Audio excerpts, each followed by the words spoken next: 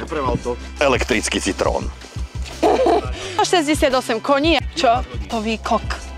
Ja som klaustrophový. Prosím. A ja sa idem originál domov odkrviť. Chceš pomôcť?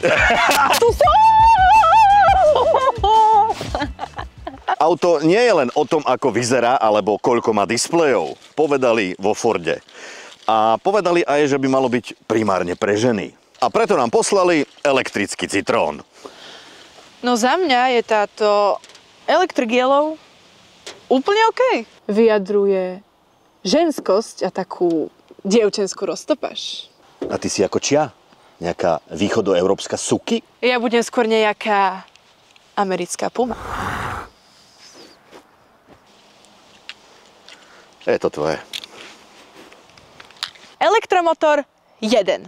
168 koní a 290 Newtonov. Batéria 44 kWh. Nabité za 23 minút.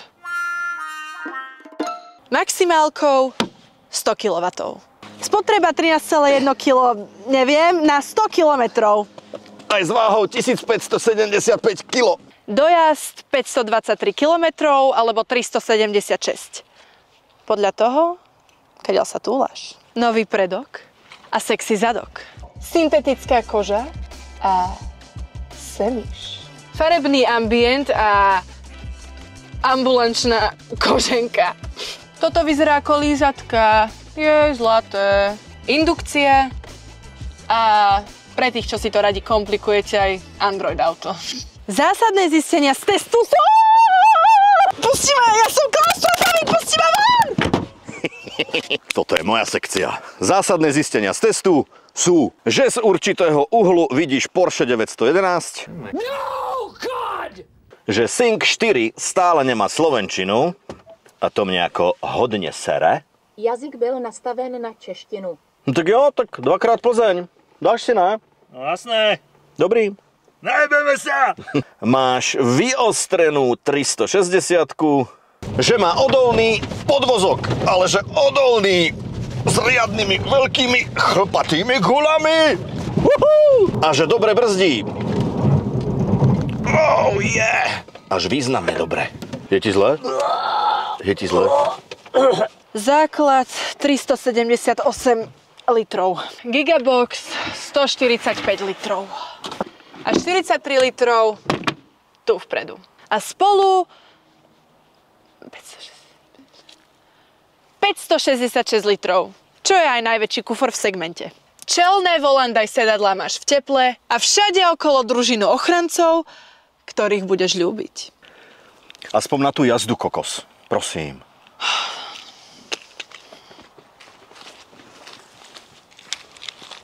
No, to šlo aj po dobrom.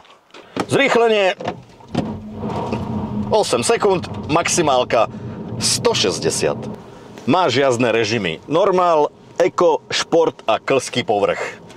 A je úplne jedno, čo tam dáš, pretože jediné, čo sa zmení, je farba. Výbava Premium je top. Full LED z Matrixu, pútavé 18-ky, skoro ako ja. Vnikáš bez kľúča. Na prahu máš zvieratko. A ešte Peter a Sven dodali audio. Cena 33 660. Máš? Najúčinnejší e-motor. Najrýchlejší čas nabitia. Záruka 5 na baterku 8 rokov a mŕte kilometrov.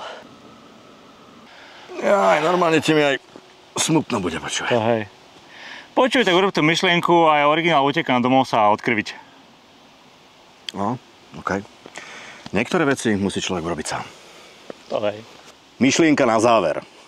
Ak si v strednom veku a máš priestor a prostriedky, kúp si mladú motorku.